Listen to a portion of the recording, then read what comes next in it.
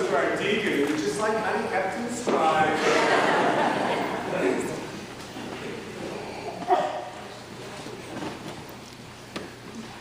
So, could it be? Could it really be that our safety, our comfort, our familiarity, our privilege is about to come to an end? Could it really be that our assumptions about what's right and wrong, about how we form relationships, about how we make community, are about to fail us? Could it be that the institutions upon which we have counted for centuries are no longer going to serve us? Could it be that the very buildings which have stood as a symbol of power and of holiness might come crumbling down? Could it really be that our very existence, the way we exist, might come to an end?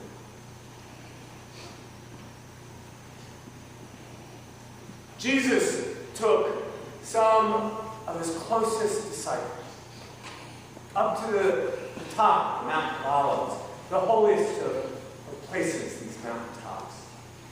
And he looked out upon the temple that was just across from them, the temple that Herod had built, the temple that stood as that place where Jews for centuries could come and be closest to God.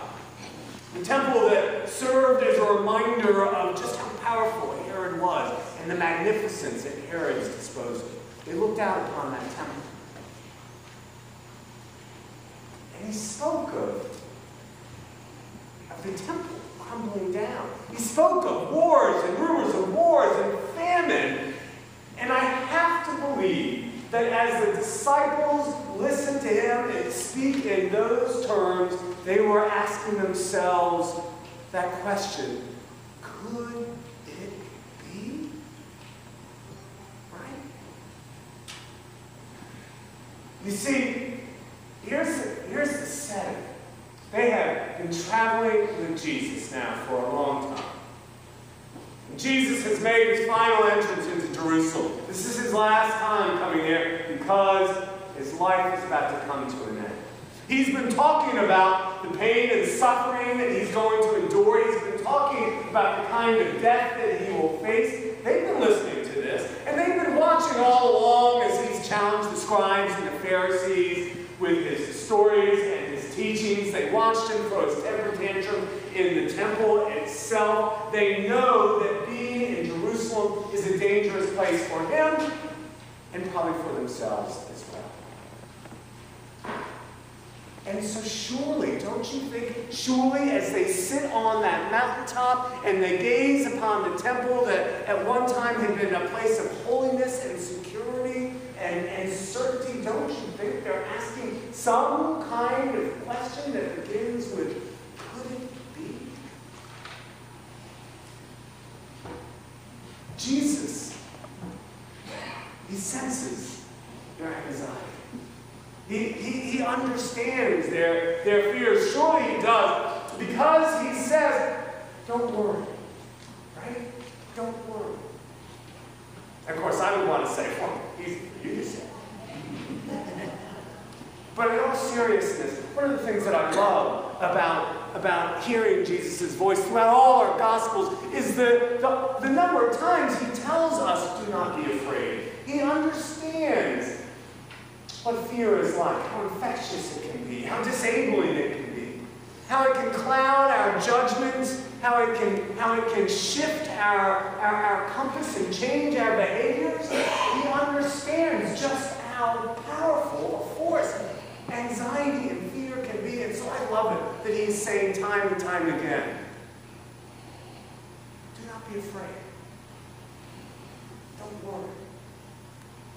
He also knows that when we are afraid, oh my goodness, we are desperate for someone to take those fears away. That we just yearn for something to make us secure, that we want certainty, that we can't tolerate uncertainty or ambiguity. He knows that we will follow anyone who offers to us just a shred of comfort and security.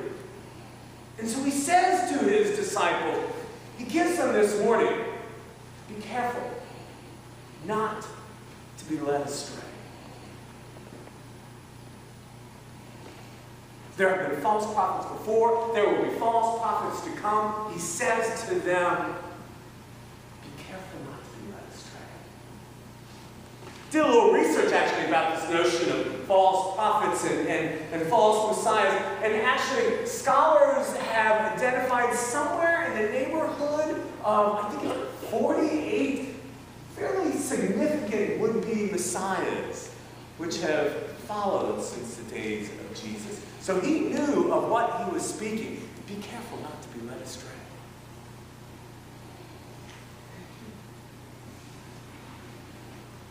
Could it be?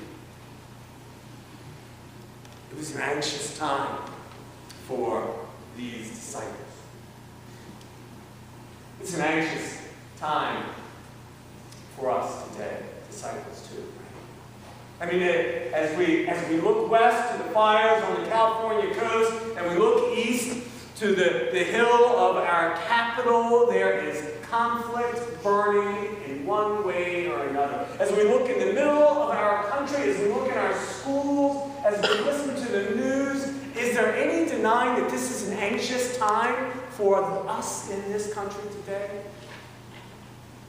And I know because I've talked with some of you, I know because I have talked with many of my friends, I know because I have sat alone in my own living room. I know that the question, could it be, is in the air. In one form or another. We're asking, could it really be? And so today we need to hear Jesus' words to us as well. Don't be afraid.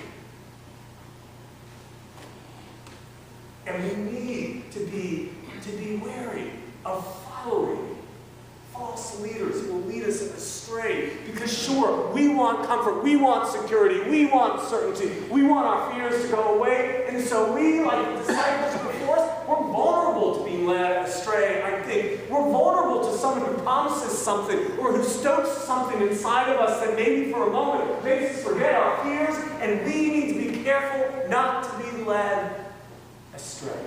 Whether it be our religious leaders or our political leaders. We need to be careful not to be led astray. We need to fix our compass on the leaders who are more about uniting than dividing, who are more about bringing people in than keeping people out, who are more about building up than tearing down, who are more about peace than fear, who are more about love than hate, who are more about justice than exploitation. We need to fix our compass on the voices and the leaders who are more about Jesus' way of life than whatever fearful way of life might tempt us. So we're not led astray. We don't mean to go astray. It's not like we wake up one day and we say, heck with it. I'm going to pitch it all and just do what I want. It happens. It happens whether we're following false leaders, or frankly, it happens whether we're stumbling, trying to figure out our own way on our own devices. It happens in small steps and small increments. Sometimes we're not even aware that it happens. I came across this quote from Brad Roth. He's a Mennonite pastor. And he wrote, "Our convictions don't lose their cogency in a bang or even in a whimper, but in a little blah, blah, blah." It's his words, blah, blah, blah.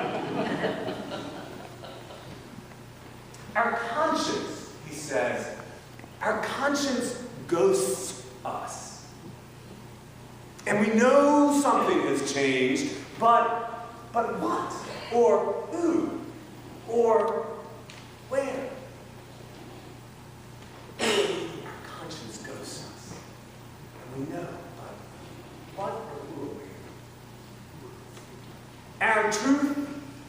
Our truths shift in subtle ways, he writes, and we're not always aware of their scudder. In part because we're just generally not aware.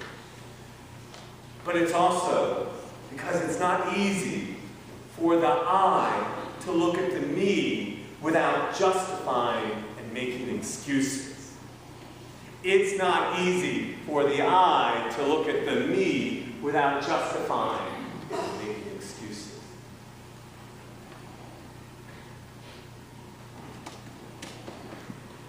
These are anxious times,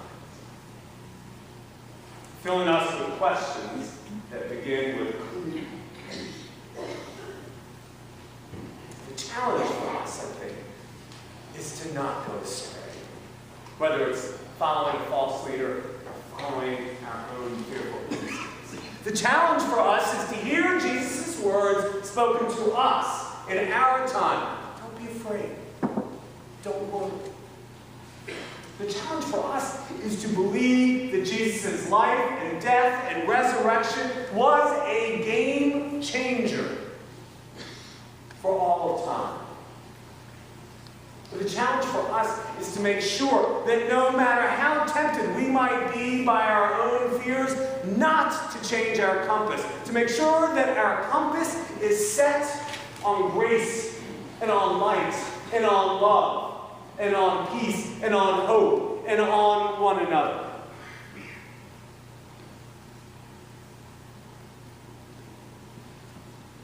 The challenge for us is to believe, no matter how imperfect, no matter how incomplete the news might suggest otherwise, is to believe that the kingdom of God has really dawned. That something is afoot. Oh, it's incomplete. Oh, it's not always evident. But fear makes us doubt too. And the challenge for us is not to doubt that, but to believe that the kingdom of God is dawning.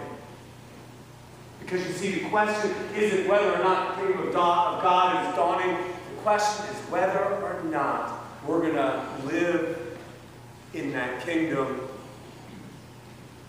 right now.